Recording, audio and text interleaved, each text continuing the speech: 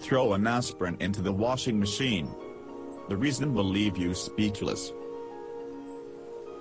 Throw an aspirin into the washing machine. The reason why will leave you speechless.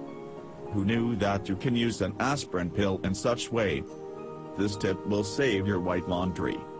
Who could have thought that ordinary aspirin pill can compete head-to-head in performance with industrial stain-removing agents and bleaches?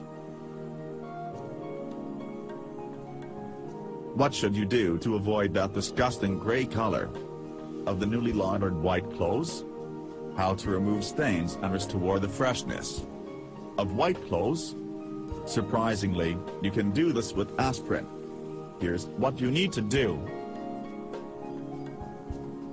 Firstly, dissolve 5 300 mg aspirin tablets in 2 gallons of hot water. Soak the clothes in this solution and leave them overnight. It is best to crush the pills in smaller pieces, making them dissolve and act faster. Then place the clothes in the washing machine and add a few aspirin pills. This will restore the original whiteness of clothes.